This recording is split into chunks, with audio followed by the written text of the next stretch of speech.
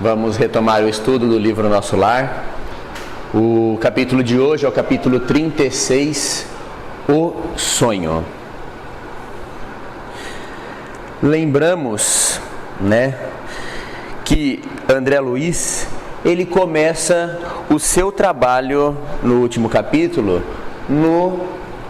em Nosso Lar, Ele começa, nos últimos capítulos, ele começa os trabalhos dele em Nosso Lar.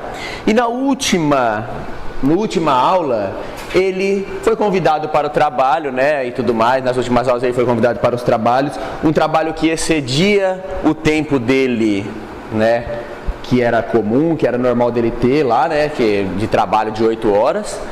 E ele aceita estar trabalhando um pouco mais, devido à chegada dos irmãos que vinham do umbral, necessitados de amparo nas câmaras de retificação. Bom, então, essa daí é a primeira lição que a gente tira na aula de hoje, desse capítulo. No primeiro dia de trabalho, o nosso companheiro André Luiz, ele nos ensina a importância de se dedicar realmente ao trabalho, O primeiro dia de trabalho, ele para e vai fazer horas extras, Ele continua, estende a sua jornada que já tinha sido, vamos dizer assim, o básico que tinham se combinado com ele, E isso a gente pode colocar no nosso dia a dia também como uma grande dica nas nossas vidas, porque o Senhor precisa de nós nos trabalhos em tempo máximo da gente, o máximo que a gente consegue. Se a gente não nos esforça aqui na terra para fazermos com dedicação, com boa vontade, o nosso trabalho que nós desempenhamos nos nossos serviços, se a gente não faz uma hora extra na nossa casa, por exemplo, não digo no trabalho material, ficar lá no serviço em si, mas se não fazemos a hora extra na nossa casa, mesmo estando cansado, não cooperamos junto com as pessoas que estão ao nosso redor, ou que seja aonde estivermos, precisamos ter essa conduta de nos dedicar àquilo aonde nós estamos, tanto no trabalho material, estarmos empenhados naquilo, como também em todos os afazeres, seja no trabalho no centro, seja onde a gente for escolhido ao ser útil, a gente estar realmente de corpo e alma, Bom, André Luiz fala uma coisa muito interessante. Ao cair da noite, ele já se sentia habituado aos trabalhos de passe, aplicando-os aos necessitados de toda a sorte. André Luiz, já no primeiro dia em Nosso Lar, ele já sabia como aplicar o passe, E aí a gente fica pensando, mas por que no centro espírita precisa se ficar tanto tempo, frequentando o centro, para depois começar a aplicar o passe? Podemos, refletindo só na frase, pensar isso daí. Porém, nós esquecemos que André Luiz já está 2 anos no Nosso Lar. Ele chegou na condição de doente e depois de 1 ano ali ficou 1 ano fora do hospital, só aprendendo, depois da conversa com o Clarencio, só ganhando conhecimento. Por isso que ele já se sentia normalizado já com essa emanação de fluidos, nessa doação, porque ele já tinha aprendido e ganhado esse conhecimento que ele precisava. Então, por isso é que se é necessário o estudo. Se a gente chegasse no centro espírita, por exemplo, pronto, perfeitos, totalmente, não tinha problema nenhum. Mas é que a gente não consegue fazer isso. Então, precisamos de estudo, precisamos de uma frequência, de um aprendizado e tudo mais, para depois ingressarmos nesses outros tipos de trabalho, que são trabalhos importantes também, Então o que ele faz? Ele aplica passe, trabalha o dia todo reconfortando o doente, auxiliando aqueles que chegam ali na câmara de retificação, vindos do umbral. Vai, conforta, conversa e vai sendo útil da melhor forma possível. Quando ele faz o turno, vamos dizer assim, de 24 horas, né? Quando chega pela manhã, Tobias, que não pôde ficar, porque ele já tinha assumido compromissos exteriores antes daquele dia, e ele não pôde ficar no trabalho, ele chega de manhã e vai saber com o André como que tinha sido, né, tudo mais, conversa com Narcisa, e eles estão ali num espírito de amizade, companheirismo e tudo mais, né? Bom, também chega Dona Lísia Dona Laura e o Lísias, né? E também conversam com o André, falam com o André, né? Felicitam pelo primeiro dia de trabalho, enfim, né? Dão palavras de estímulo para André, tanto Tobias como Dona Laura e Lísias. Dona Laura ainda diz que acompanhou durante a noite também nesses trabalhos e aquele clima de amizade, de estímulo, chega até André Luiz recebe-o com muita alegria.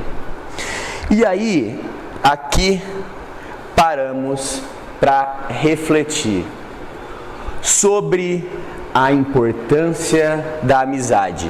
Quem acompanha a gente nos estudos lá de terça-feira, né, a gente é acostumado um pouco a falar sobre isso, né? Qual é a importância de cultivarmos as amizades? Mas as boas amizades. O que a amizade vai nos trazer de extremo benefício?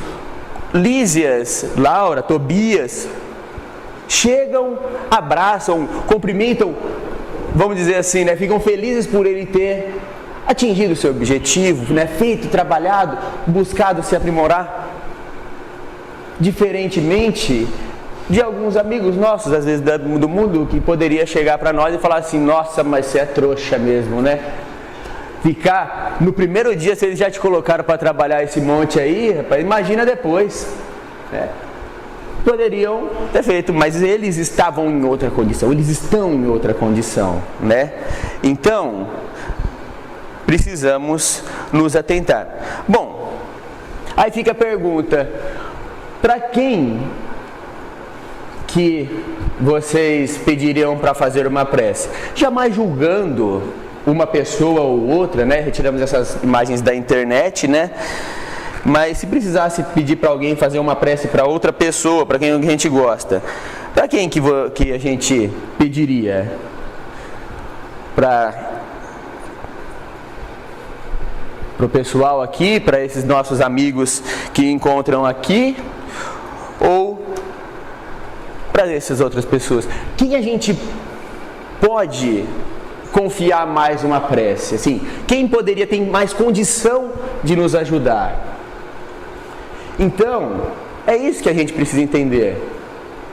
Às vezes os amigos que nos chamam para festas, às vezes os amigos que estão junto conosco nos momentos de entretenimento, né, de lazer, muitas das vezes que a gente acha que é nossos amigos, né, que estão, eles não poderão nos ajudar. Por isso é importante a gente selecionar as nossas amizades e fazer aqui, por exemplo, como a gente faz aqui no centro, né, criar uma grande família que comunga com o mesmo tipo de pensamento no bem, porque assim nos fortalecemos espiritualmente.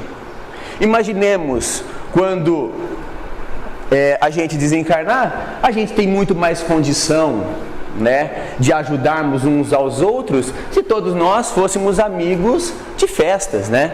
Amigos que nos encontramos por aí, né, ou amigos da escola, que seja. Precisamos nutrir a amizade com o bom sentimento com qualquer um, entendendo que nós vamos precisar ajudar aquele que está mais abaixo de nós, que ainda estão com menos conhecimento. mas precisamos ter a certeza de que, se buscarmos nutrir, como diz Allan Kardec, né, a família espiritual com espíritos de maior elevado, ou que buscam pelo menos estar melhores, facilitará muito mais a nossa vida.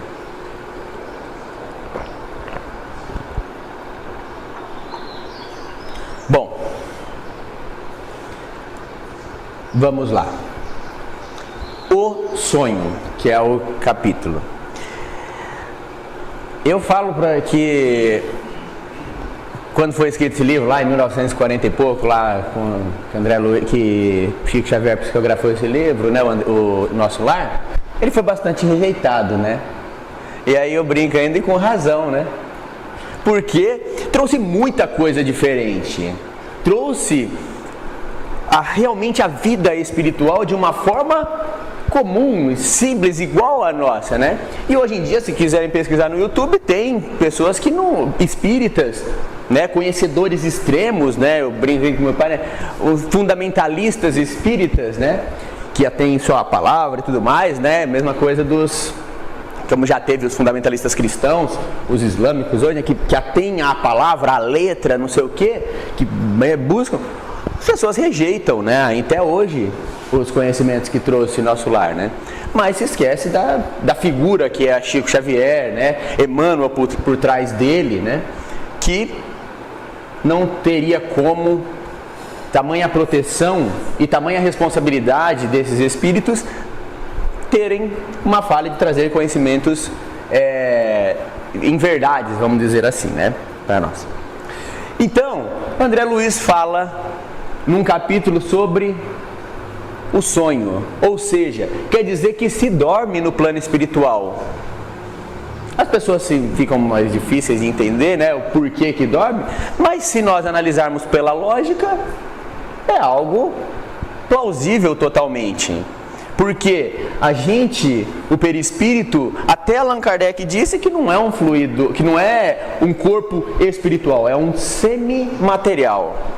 Ou seja, o perispírito precisa de repouso, igual o nosso corpo físico precisa. Ele precisa de alimentação porque ele não é espiritual, não é o espírito em si, é matéria. E se nós analisarmos dentro do próprio livro, quanto mais evoluído é o espírito, menos alimentação ele precisa. No capítulo sobre alimentação, ele fala que quem trabalha na regeneração, no auxílio, que são ministérios focados, mais voltados para a parte material, de auxílio aos espíritos menos evoluídos, eles precisam de alimentação, os trabalhadores precisam de alimentação mais densa também.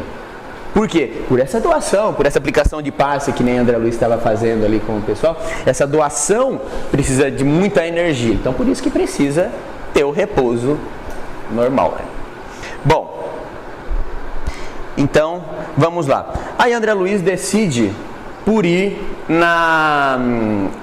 descansar a convite de Tobias numa salinha que está ali do lado da Câmara de Retificação, onde eles estavam trabalhando. Eu não tinha percebido, mas com a aula do resumo da Maria Helena, o sonho não foi a primeira vez que aconteceu aqui, né? Que mostrou no Nosso Lar, aqui nesse capítulo. Quando o André Luiz estava no comecinho lá no umbral, ele falava que ele tentava repousar, e as poucas vezes que ele conseguia repousar, ele era acordado por espíritos que gritavam para ele, né? Suicida, suicida. Então ele já tinha demonstrado que se dormia no plano espiritual. Bom, e também Dona Laura, antes da conversa, assim que chega nas câmaras de retificação para cumprimentar e falar e felicitar André Luiz, ela também fala que o acompanhou durante a noite. Como que acompanhou durante a noite? Também em sonho, né? Da mesma forma. Bom, e André Luiz faz, como sempre, as frases importantes, né? A proveitosa fadiga, ou seja, o cansaço, o bom cansaço dos que cumprem o dever, não me deu ensejo a qualquer vigília desagradável. Não deu tempo nem de parar para pensar. Deitou, estava cansado, pumba, apagou, né? Dormiu, podemos dizer assim, né? O dormir não é como a gente dorme aqui, né? Agora nós vamos conversar como que aconteceu, o que o André Luiz explicou, como que aconteceu esse sonho em nosso lar. O sonho não era propriamente como se verifica na Terra. Eu sabia perfeitamente que deixara o veículo inferior no apartamento das câmaras de retificação. Ele sabia que ele estava sonhando, que ele tinha deixado o perispírito ali deitado em nosso lar. Eu tinha absoluta consciência daquela movimentação em plano diverso, em outro tipo de vibração, em outro tipo, o pessoal costuma falar, né, dimensão, né, enfim, mas essa aí dá muita pano para manga, mas enfim, é um outro tipo de vibração mesmo, né? Da mesma forma que tem a diferença do plano físico para o plano espiritual em nosso lar, tem a diferença do plano em nosso lar para onde ele foi agora na hora do sonho.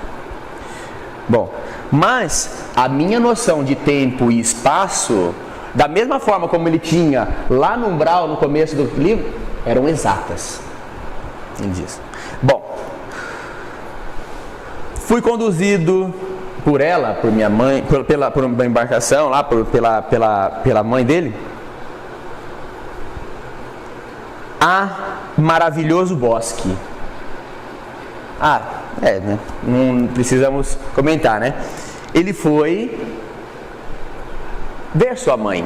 Ele foi reencontrar a sua mãe. Agora vamos ver. Então, fui conduzido pela minha mãe, né, a prodigioso bosque, onde as flores eram dotadas de singular propriedade, de uma forma diferente da que ele já tinha visto, a de reter a luz, revelando a festa permanente do perfume e da cor. Ou seja, as flores eram como lâmpadas, emanava luz das flores que eles encontravam. Minha impressão de felicidade e paz era inexcedíveis, era a máxima possível que se conseguia ter. Ele não conseguiu, pelo que eu imagino, nunca conseguiu sentir uma felicidade como ele sentiu naquele momento. E agora, a conversa de André Luiz com a sua mãe. Vocês me permitem eu ler, né? A gente vai explicando, porque as minhas palavras jamais chegariam no nível que a mãe André Luiz conta aqui, né? Que conversa aqui, né? Muito roguei a Jesus a sublime satisfação de ter-te ao meu lado no primeiro dia de serviço útil. Como vês, meu filho, o trabalho é tônico renovador. Mas não estava cansado? Mas não tinha trabalhado 24 horas? Mas o trabalho, ele faz com que a gente se renove interiormente, nos transforme realmente como a consciência, né? Como em paz conosco mesmo. Por isso que ele é tônico divino para o coração. Numerosos companheiros nossos, após deixarem a terra, demoram em atitudes contraproducentes. Vai para o caminho errado, aguardando milagres que jamais verificarão. Ir para o céu, né? Porque eu fiz rezei alguma coisa, pedi para não sei o que, como a gente viu no nosso lar mesmo, né? Pedi para rezar uma missa, eu tenho um caminho bom, enfim. Por pensar assim, pela falta de conhecimento, reduzem-se desse modo formosas capacidades de ajuda, de trabalho, a simples expressões parasitárias. E eu pus entre parênteses, mesmo em nosso lar. Mesmo aquela senhora que foi conversar com o André Luiz, com o ministro Clarencio, naquela vez, né, antes, quando ele não conseguiu o serviço, ela estava ali como uma parasita, né, entre aspas, de nosso lar. Ele estava o quê? Ela estava lá só no bem bom. Não estava ocupando o seu tempo com o trabalho útil. Aí vem as desculpas. Alguns se dizem desencorajados pela solidão, por ter deixado o familiar na terra. Outros, como fazem na terra, declaram-se em desacordo com as regras do meio em que foram se chamados a servir, né?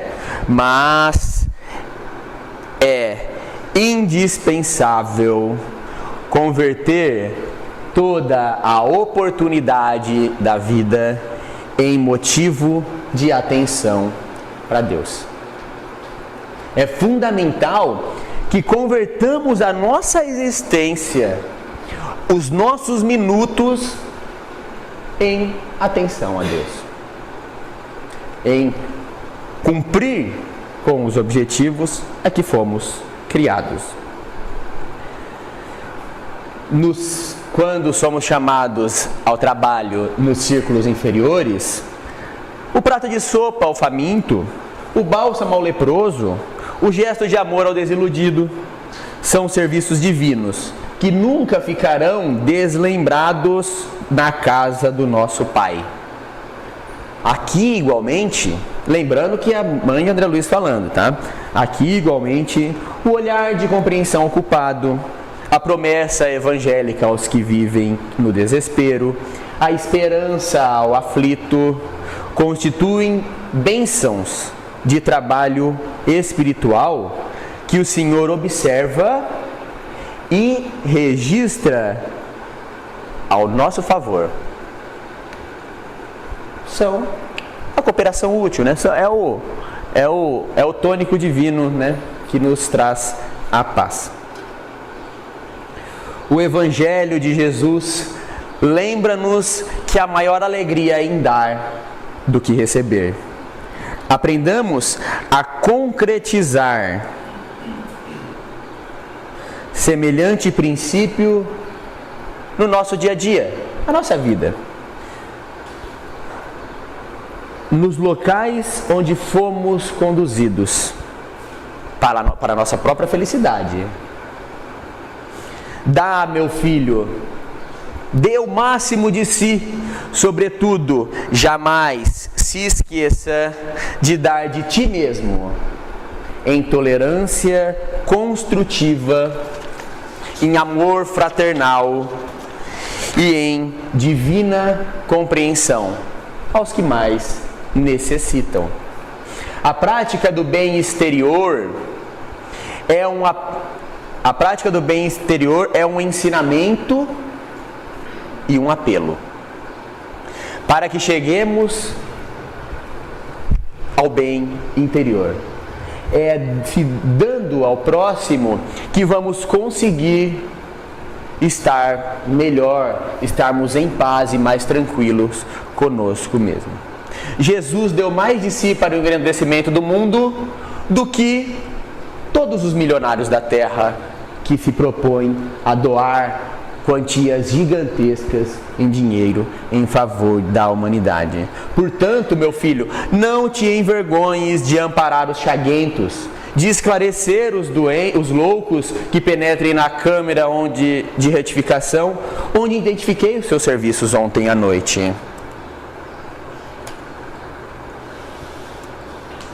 Trabalha, meu filho, fazendo o bem em todas as colônias espirituais, assim como na terra, né? Vivem almas inquietas, ansiosas de novidades e distrações. Sempre que possas, esquece o entretenimento, esquece o lazer e busca o serviço útil. para a gente analisar e deixar um pouco de lado a nossa tranquilidade, né? A nossa comodidade. Quanto menos tempo a gente tiver para nós mesmos, mais felizes, mais facilmente seremos felizes. Quanto menos entretenimento buscar e quanto mais alegria encontrarmos em servir o próximo, mais paz vamos conseguir conquistar em nós.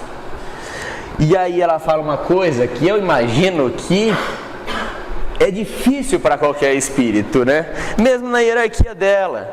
Ela fala assim, ó: eu posso ver daqui de cima, vamos dizer assim, né, em espírito, o teu esforço em nosso lar, o teu crescimento, mas ao mesmo tempo as mágoas do teu pai nas zonas umbralinas, errando e não conseguindo, patinando, né, e não conseguindo desenvolver. Deus nos vê e acompanha a todos, desde o mais lúcido embaixador de sua bondade até os últimos seres da criação, muito abaixo dos vermes da terra.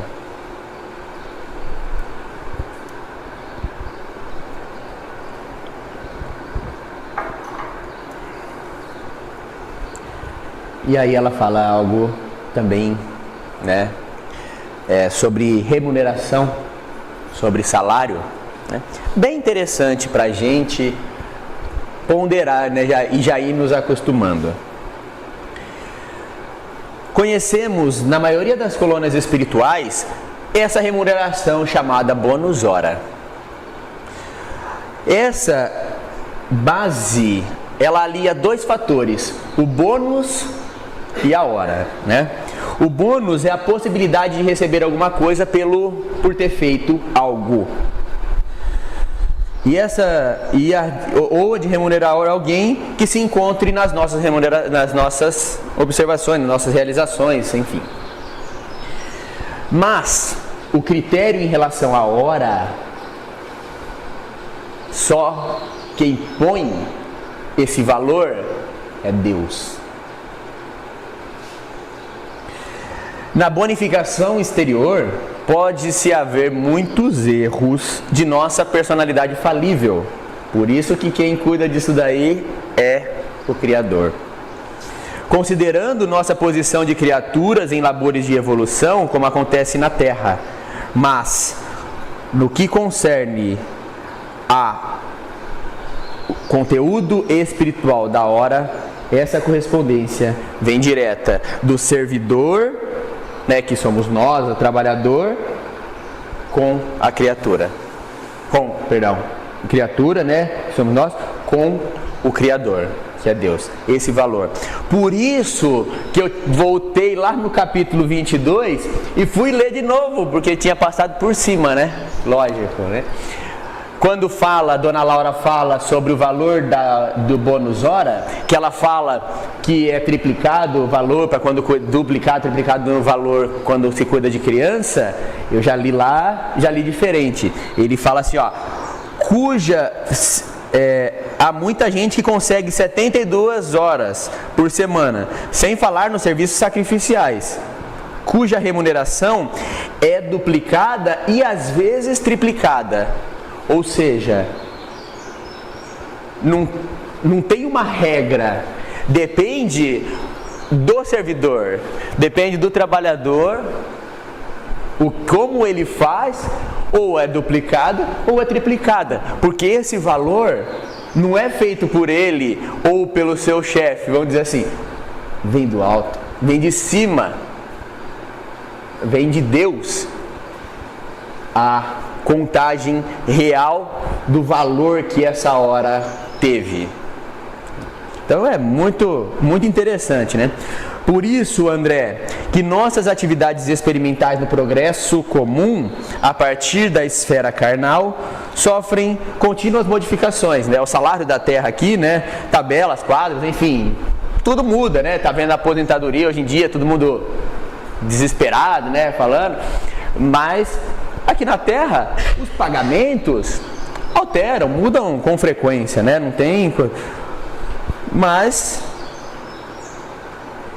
lá no alto, né, o negócio é totalmente justo, né? Porque Deus é extrema sabedoria. Todo administrador sincero é cuidadoso nos serviços que lhe competem. Todo pai consciente é cheio de amor para com seus filhos. Deus é os dois, é pai e administrador vigilante e pai devotado dos seus filhos. A ninguém esquece ou reserva-se o direito de entender-se como o trabalhador. Quanto ao verdadeiro proveito do serviço, toda a compensação exterior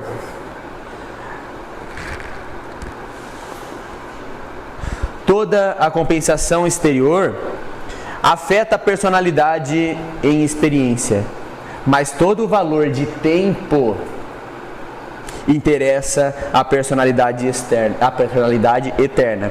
E é por essa razão que o Senhor, né, que é o nosso Pai, né, Deus, Ele dá a quem emprega o seu tempo em conhecimento,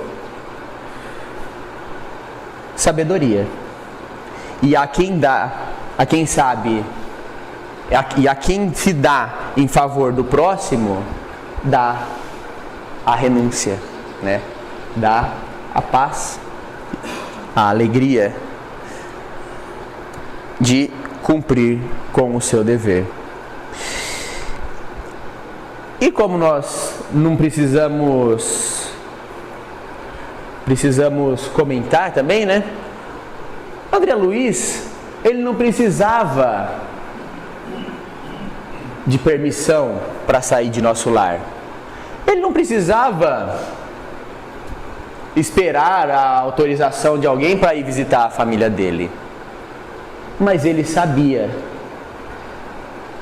que se não estavam deixando ele ir, era porque ele precisava de alguma coisa a mais. Ele precisava desse conhecimento, de nutrir a si mesmo antes de fazer isso. Ninguém segurava ele, ele podia sair de nosso lar e ir visitar a família dele. Só que ele já percebia que ele devia seguir as ordens das pessoas, dos seus superiores, né, que diziam para ele que não era o tempo. Até o silêncio o incomodava. Algumas vezes ele escreve isso aí no livro, né? Mas ele aguarda.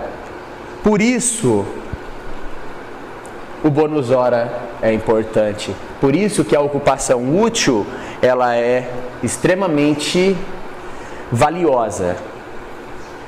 O conhecimento que traz os 2.000, 5.000, 10.000 bônus hora que a pessoa junta, de nada vale em si. O que vale é o conhecimento que está por trás. É o que esse trabalho trouxe de bagagem para a pessoa suportar o que vem pela frente. Então, quando se fala sobre a ocupação, né, sobre o trabalho, sobre servir, a gente precisa estar sempre atento que precisamos, além de trabalhar, além de nos ocupar, sermos úteis de forma efetiva. E sermos úteis com boa vontade, estarmos integralmente fazendo o máximo que a gente pode e da melhor forma que a gente pode em relação aos outros, né, ao próximo. E é isso, pessoal. Muito obrigado. Que Jesus nos ilumine a todos, nos abençoe nesse novo ano de 2017, que possamos ter mais consciência de nossa responsabilidade e aproveitamento do nosso tempo. Muito obrigado. Chefe, nesse capítulo aí, do sonho, eu vi de uma forma um pouco diferente. Lógico, o Daniel, né? Já começou o ano. A Carmen voltou, gente. A Carmen voltou. Isso aí veio nos mostrar que existe, que o sonho é um desdobramento, assim como nós aqui, encarnados, sonhando, ele também teve um desdobramento. Devemos explicar que esse sonho nosso que nós temos aqui, encarnados, passa de um desdobramento. Sim, né? Se a gente for ver, dependendo da nossa evolução, a gente vai para alguma área, né? Para algum local, né? Por exemplo, no nosso lar, quando o André Luiz está ali, logo no começo das câmaras de edificação ali, ele vê aqueles espíritos que estão ligados e tudo mais, que eram pessoas encarnadas que estavam em sonho, né? Que estavam vindo no nosso lar. Tem, com certeza, Chico Xavier, por exemplo, como que a gente pega o exemplo maior aqui atualmente, quando ele podia desdobrar, ele podia ir para colônias mais elevadas ainda, né? Então, vem nos explicar, que muita gente fala assim, por que eu sonho? Eu sonho isso, eu sonho aquilo. O que é? A gente tem que entender, nós, pelo menos, estudamos, discutimos, e que, às vezes, sem sermos nós nos achando de espírito, a gente tem que entender que o sonho nada mais é do que um desdobramento. Mas no corpo físico, na condição espiritual que a gente está, muitas vezes quando a gente sonha, a gente não sai nem do corpo. A gente não se dobra. A maioria dos nossos sonhos, são raros os nossos sonhos que são desdobramentos de viagem espiritual. São poucos, são milhares. Às vezes a gente só